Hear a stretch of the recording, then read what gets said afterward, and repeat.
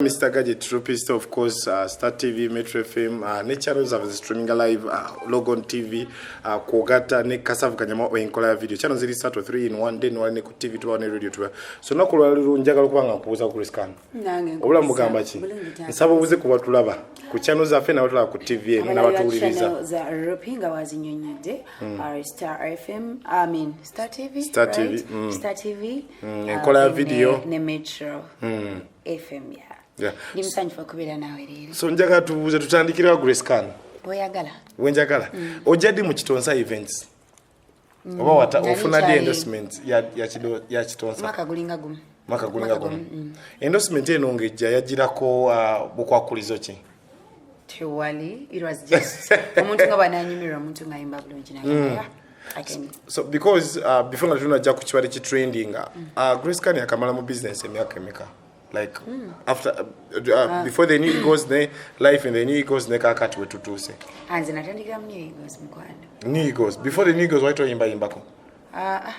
Tewageza kuyimba kintu kyonna. Never from 6 nenyingira mu new goes ngandabe gatali konfofu nga mzee ayita abana. Nga auditions bakola auditions waita abana. Nga auditions mkama nanyamba n'ebitamu. So new goes eno mala mu bangachi. Mazeme banga lyonna lwansonga nzikira nakamala emyezi ng'ebiri nga nvuddeyo. Myezi ng'ebiri. Tegeze banga lyonna lyatandikirako ne. So mbumpi myaka ng'ene 5. Ana the new goes. Wakoleramu nyimba meka. Nja kufana ye nenoonya simanyi mudongo mpazi nalimu enakolera ngule ne darling zonna erambadde gye ndi naye nga management nali nyina omuntu amanaginga personally. So mu the new goes muno mwawo managers abalala anti abali beside managers mwali ngandi ngawola abantu kyatuuka dadi n'atukkiriza mu kusooka yali akwata mu buli kimu but ngawe game mwego omwaka ogusembayo yatuuka n'atukkiriza okubanga waliwo omuntu abayambako. So njaga tutunuulire ki ekikujja mu the new goes? Tewali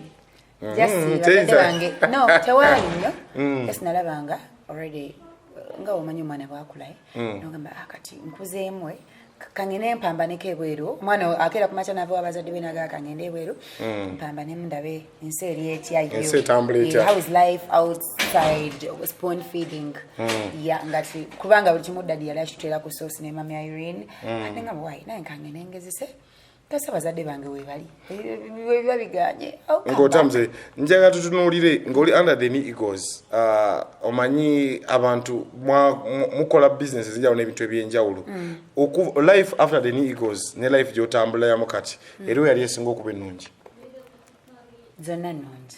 Lwaki zonna nnungi? Kubanga newe nabeera mu new goes nali mu good life era ne mukulu Kitonsa we namufunira Yanjagala ngate ndina mu new goes era ebbanga lyonna litambudde mbadde gyendi ngate ali fine nakyo ensonga eri waka.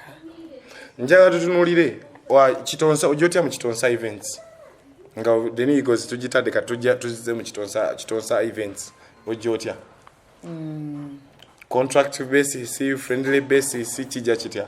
A friendly basis ransonga oba osinga n'otyo mukulu Kitonsa anti kati si kirungi muntu okukozesa contract nga temunnaba kukola ki connecting temunnaba tonnayimba okitegeera ebulwakuba nti bannayuganda ebintu emba bitegeera bulala bwe tuba tukiseera ekikola contract nze ne Kojja Kitonsa of course tujja gikola but sijja kulima we have any contract with him it was trusting each other omuntu waba asazeewo okuyamba asobola okuyamba in any way you get what I think it was friendly. So njaga tutunuulire ebbanga lyokoze ne Kojja Kitonsa gibadde emyezi 2 ku 3 oba lyo kyakola negiri emyezi sofa mwakatambula emyezi 2 ku 3 friendly basis neri wenabeerayo myezi mingi nga nkola naye nga tukola byaffe naye nga ngina ne performing mu new goes nga waba kufunda gigs ogenda n'okola naye nga yali in charge of me kitegeeza myezi gyonna ziringa 8 embeera y'okukola eno nga temukaaga so officially otandika okukola ne Kojja Kitonsa ng'otadde the new goes omukwano gutandikirawa okweyagala kutandikirawa guys webadde ekimanyi kutandikirawa ebyokweyagala tebyali byakawaanyi nga mulimu n'okwekisinga try just tugezaako ku osobola okinkisinga Gracecan nsobola why not osobola okwekisinga n'omuntu gw'otayina feeling Gracecan singa tuba tulina kitugusa show business okay. Yeah, Graskani showbiz kumuyimbi ayimba style ya band or music ono wa I don't do band music. You band do music kind of music, but me I do R&B. Chiroto change ngoba ba Julia na ba R&B bani. So I don't think my music is band. So music go kola at sinyo wa bubadi wacha ko kali kabadi decent sinyo wa bubadi wachi bubadi waliwo wachi bubadi bujama music ko. Because money yansi yetambulira these days Uganda edukira ku speed ya man kati waba oyagala okudukira ku race ye mune Uganda ino kufuna ebirungo twatabula ebirungo twanti I got the follow, I got the YouTube viewers. I mean, so I don't but me, I know the truth. I just know the truth that we didn't have anything like. So you didn't have anything like sex between you people? Of course not. No, like no mbuza because omuntu omukisinga ne banga ne Kojja Kitonsa mutambude mwena ebiro mutambude mu performances ezenjawulo ngoli mu mwana mukyala osobola okutenda walirwa. Osobola okutenda kuba gwakkiriza okukola ekintu si musajja asobola okukaka. Kojja Kitonsa na si bwati. Buzibu ki bw'olina ne mukyala Kojja Kitonsa? Tewali. Omumanyi ye? Yabagamba alina obuzibu na. Omumanyi omukyala Kojja Kitonsa? Omulaba leeta omumanyi?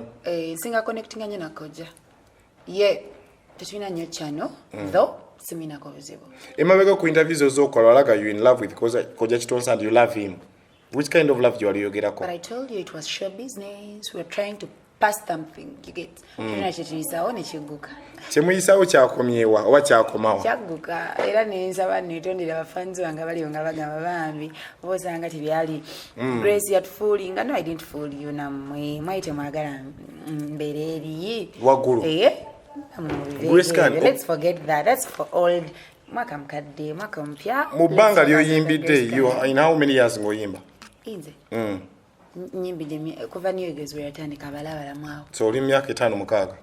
Tegisaba ba 6 kuva New Year's yatandika. Mwingira omusanvu. Banga 5. So ebanga lyoyimbidde owoze nyimba meka? Gobalabalamu. Nina nyimba baziri 8. Ziri 8. Ha nenga ate nyinayo endala 7. Tetutunulira nye ezitana fuluma ziri 7 ezifulumye ziri 8.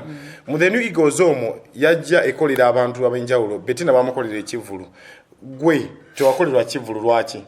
Nali sinnatuusa. Lwali tonatuusa.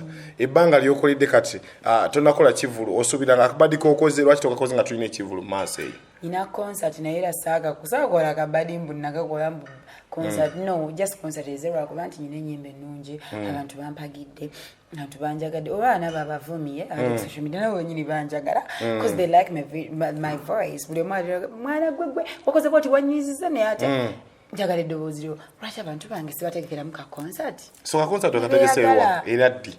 Ngenda kukati kubabuulira ebiddako kuba konkalina awo wennyini emabegako omanyi kubuulira ebintu reaction abantu gye badde boogera emabegako wali mu the New Eagles n'olabika nga ogobwa emirundi egisukka 2 lwaki? Nga omanyi omwana nga alina muzadde oba baana balina characters ezenjawulo. I think I was stubborn. Nkyogera I confess that. Ogwakugobya ogwasooka gwali kiki? Ninamu eddalu. Byali bingi saakuddaana okumenya mbu ate kino kiri. Ne just stubbornness esokugamba nti ddalu. Ne wobeera tolina abaana waka. Sirina baana ne walugo. Boba tolina baana tolina baganda bo bato. Baganda bange sipena nze last born. Boba golas era olina abo olaba baneiba. Era babina ngeje babasobola okuzoganya mnoga bane ono mwana bane ate saago bwako. Mukulu taate yango bakonze nego banga ate nenkoma ne mga daddy I'm sorry. Nagamba nekana gratitude nsumbuwa kuba ali anjagala nyisa used to come back. Mudeni igoze muno wa ekibiina kyo nga kyo kyali kikiriza okweyagala. Gwe neyagala muno. Omukwano gune Jovan Luzinda gwakomawa oba gutandikirawo mu the Eagles? Jovan yabaye n'abagamba tanjagala nga kwesityo. Naye yakkiriza nti wayinza okuba ekyalo naawe n'ovaayo n'omukaabira ng'oli kunja kufa naye. Nja kufa naye? Osala ebigambo. Luyimba. Nja kufa naye ate nga radda. Olimba. N'omukabira omukabira mu luyimba ki? Tulanga kyobuuza naye tokimanyi. No wamukabira mu luyimba ki? Oyagala nze mba ndugamba. Mbuulira. Kitegeeza tolumanyi. Naye nga wakabira ye. Ye? Wakabira ye. Tukimena amazzi nsonga naye kenyimba olw'ojjukira. Sirijjukira ne because you've said over 8 songs. Oyina neno nyanja kufana ye. Wakyuka. Which other song? Darling. Simanyi nakutikira. A lot of songs. So muzonezo luliwa olwa Jovan. Olwa Jovan. Yewana yadde n'abakubiza mbululu. Nali siyimbira gwe taata. Wali oyimbirani? Nali nyimbira abafanzi bange bali abali heartbroken. Jovan wamwagalako. Amenyedde emitima. Jovan wamwagalako. Njagala tukirize by the abantu tukiyalinga because bili abiri mazima. Bili abiri twogera mazima. Jovan wamwagalako. Kati gwe ontunuulira oti. Kali yakwagalako kumwembya niyagala mune. Alakayi yanjagalako. Simanyi nange byonna simanyi naye. Lwaki wamukyawa? Oba lwaki yakukyawa? I had him conversing. I was like, simwagala nko yala nesiba ko blah blah. Kati musiyo niramba nsura kwesiba ku Jovan. No, of course. Kati ekyo. Omusajja gwandiyagadde Grace Khan yandifaananya atya mu industry? Mu industry? Mu industry gye tuli mu kuba oba omuntu akwekuusa ku Kitonsa n'akukuusa ku Jovan kiba kitegeeza weetolodde saako y'emu gy'ofunamu abantu bokola ki abandi kuganziza yandifaananya atya? Njagala omusajja nga ali polite n'omusajja atayogera nnyo bane abasajja boogera nnyo Jovan nanga tayogera nnyo kati njagala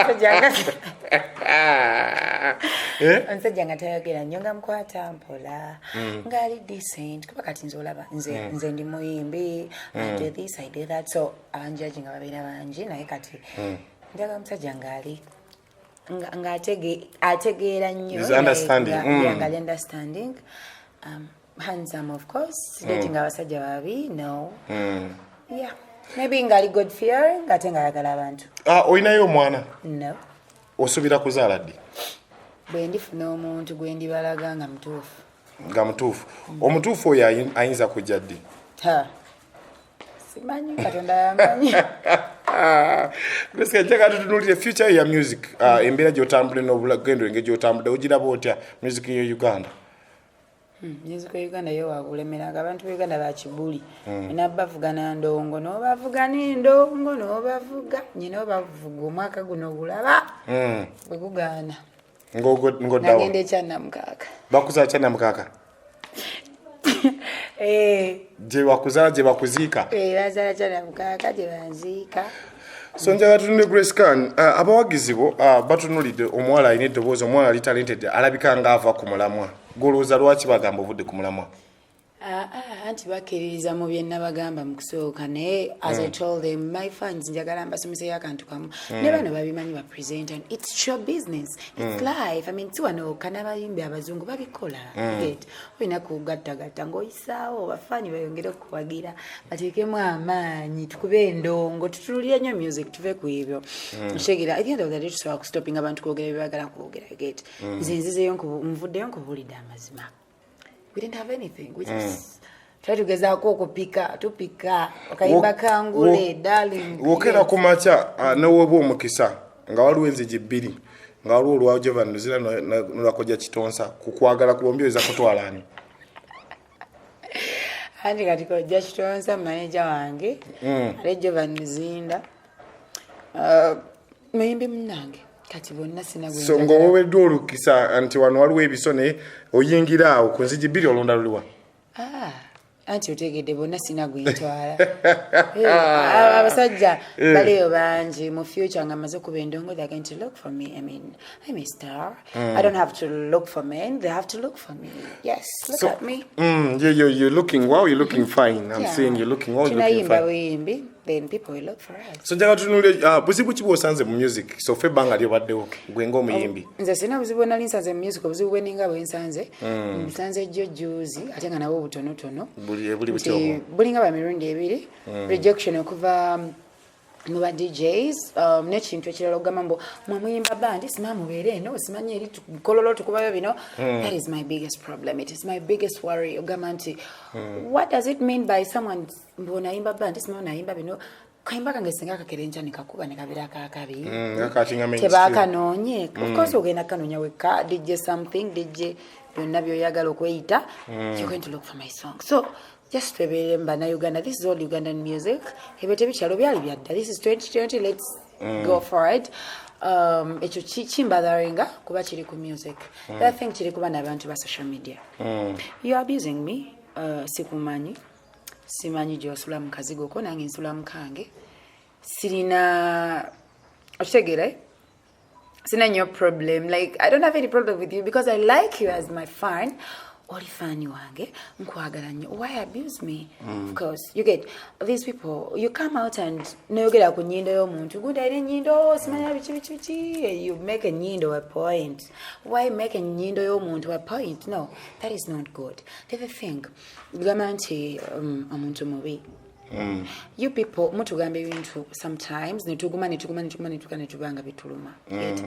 Nekati gwe ne wonoyogera nzi sikulinako buzibu. I don't have any problem with you. All focusing kukuwa music ya woma kukuyimbira shegera tetunabera na battles fighting here there bichi nze wemba nkede ku machani nkugamba it was a showbiz. I mean try to gezako kola bukozi kantu kagamba nti katambuze ndongo yaffe lwaki kifuula olutalo lwaki olwana tuleme kulwana bane Uganda tuli ba musayi gumu. Support wagira omuyimbi wagenda wagire beri Nigeria bawa abebweru before nga tunala ku supporting abo nasoka kuwagira fe oba ndi mubi oba ndi mulungi as long as I got a voice that you follow me at the end of the day it is me Grace Khan. I'm not gonna be broken because of you. You guys love breaking us down but then we're still standing. Grace Khan yono yasomako because oluzungu mpulidde lungi wasomako paka wa yeah nali one form 6. So wowe omukisa kugenda okwesimbawo okyasobola okuddayo n'osoma? Yeah, of course okusoma tekugwayo. So wowe omukisa nga waliwo ensawo bbiri nze so akulembera bantu wowe omukisa nga waliwo ensawo bbiri waliwo ensawo ya His Excellency President Yoweri Kaguta Museveni n'ensawo ya Bobi Wine na milioni 5 olonderwa.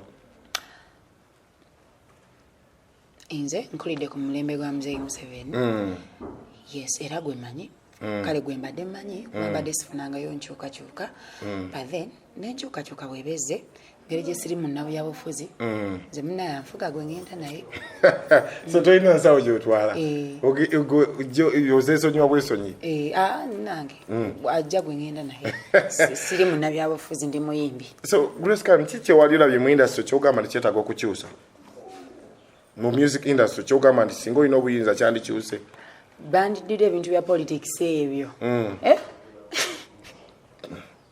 Wallahi ne babijja mu industry kubanga byawulayawula abantu ate ono simanya biki ate ono bamukuba obucupa ate biki. Those things are not good. Nze ndowooza si birungi bambi. Those things are not good at all. Era binyiiza shegera kati mune Catherine wanajja nayimira ku stage ayina akayimba omuntu kwayagala bitamya you get it biga inajja nayimira ne mumukuba obucupa Bobi Wine najja ayine bamugana okuyimba ate manye bana Uganda balina akatijjukano kati bo bambi balina engeri balabamu ebintu ebyo olwembe ensonga zaabwe ngabo kati ebintu ebyo singa badia politics ne bamujja mu kuyimba ne tukuba bukuba endongo ya politics ne bibeera nga tebikyali mu music wa kyekirowoozo kyange kubanga bambi kinnuma ku bantu abamu bendala ne ngamba ibambi ono yandibadde ayimba naye kati laba ate bamuleeseeko.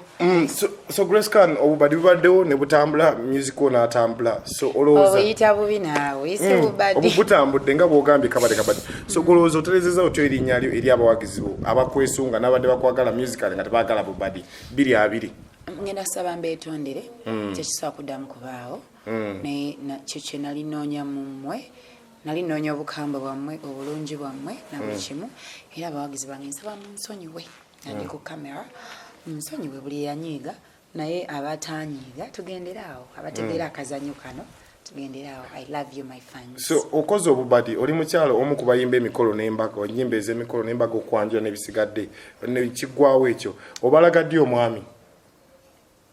Inshallah njamuleeta obdi balindirire ddi muto balindeko nsooke oli mu myaka emeka? Kasooke nyimbe ku mikolo gyabwe ngimaleyo ngenda sooka mmaleyo gyabwe wegusembe. Oli mu myaka emeka? I have 24 years. I made 24 in November 22nd. Wazaliwa ddi? 1995 22nd November. Je waliko nyabo? Obulamu bugamba ki? So njagala ng'abantu tukuta. Owakanaye? Siwakanye. Naye ndowooza. You look fine, you look young and you look cute, right? So which is okay. You're very beautiful, you look young as well. So abantu benyini nga tubata. Abantu abayimba emikono n'embaga mutera okufuna obuzibu okuba nti mulina abantu bemulagayo ng'abaami bamwe kiva ku ki? Otegedde tuba tuyimba mikolo n'ambaga. So olagayo bato kyamufunye? Olagayo bato kyamufunye mwami ajja kuyimbira oba n'ebisigadde? Sibitegedde. Olagayo omwami nti nno omwami bwati ne gwandi kyogamba abantu bato yaleete booking za mikolo n'ambaga. Ng'olaze omwami oba ng'olaze omuntu. Ate awo bazireetana nnyo. Balaga nti olwambunanyizibwa. So nga tudduka obulaka ki bw'osembya abantu. Kati Rema we yalaga omwami we saa zino n'emikolo gyeyongera. Naye abadde agifuna wadde tamulina. Gyeyongera. Ng'ate abadde kali agifuna ne kati gyeyongera. Mulimu basemyekozi abamukyama nga tebajja gimu. Ate abulande karopi. Gw'olina myekozi oli ogwawa? Byonna nze mbiri buli kimu ekiyitawo mu Uganda nkiri. So nga tusiibula bwaka kibosembya abantu neera music bamufuna batya bamujja wa 2 neera management kyentuufu Kitonsa tanavaayo kwogera nti yakugobye govaayo gamba bwali lwaki Kitasala za kwogera nti yango byo omuntu alina talent bamugoba naawe ngobeka yali kuki tanavaayo kwogera ku mbeera eno takkirize wakabali wakanga week bambi ali week yes musabira asuuke bulungi kyoba tanagira nnyo nenga agenda kuvaayo abagambe omuyimbi we ali omu Grace Khan talina mulala nga talina contract naye ekyo kiri wakati wange naye abantu basibule babo bakobesembe bafuna muziki bamujjawo nyina oluyimba lwa darling olupya era lulutambula lwafulumye luli ku YouTube channel yange follow me on my Instagram I'm called Grace Khan era olaba bio eko Kitonsa events challenge Kitonsa tunakwawukanako buli kimu kitambula bulungi we are doing the music tuleeta ebyaka bingi nnyo ddala badde mbasaba mumpagire bambi kino ekyabadde ogwo kyakoseza nsaba nsonyiwe I'm a good girl lwakuba ndi stubborn kati omuntwala okuba mbu ndi rude I'm not rude I'm soft ndi soft olinayo kyombuuza nga tetunasiibula kyenkubuuza kyonna ekibuuzo kyonna kyombuuza are you married? I'm not married I'm single otamutamiddwa olumya n'amannyo I'm single. You're single, Yeah, I'm single. I'm not seeing someone. They are seeing me, but I'm not seeing anyone. Can you see me too? Maybe. Stupid. So 2019 Mr. Gaji Trupista njagala kubanga nkubaza kubanga subscribe ku channel zaffe following ku kibaise 90.8 Metro FM top 10 show inyepe sinzo kubeza kabimo ne best friend wange Henry Mwanja ino limbo olupya mulunonye kuba litamwenye brand new project ya kabinyo project nungi so we're not at following ku channel zaffe ziri satu tulina Kasavu Kanyama tulina enkola ya video then nesema tujina Logon TV mukulu Hap Life abateka mpola I got exclusive interviews nga off TV ne radio hajja kuwa mu hitinga ku page ye omukona ko mbuza tata munsanga mutya mufuna mutya ba Nabulaya UK UAE bonna nabali ebwe South Africa mu abasama abakyali Kampala badoni mugabite mwina sente nenga nera namwe muri mpola don bahati kiri kitya akasente tewali donzera that black sente za da Mid Kingdom so mutunonyeko tulwalage amanya agali ku butimba kana amanya agali Kampala bili abili ai makaiko doposa Mr. Gadget game changer 2020 tuba tusibulida mpola bade Grace Khan nga clearing empeo bili abili ye still under Kitonsa events abantu wakapera tuduke pa sample yi kapera Tasaba chenja kuwa darling tomagamaga baby nsumulula suna oh darling never see vanesulanze ngoli nange jensula simagamaga bubu darling yeah sign out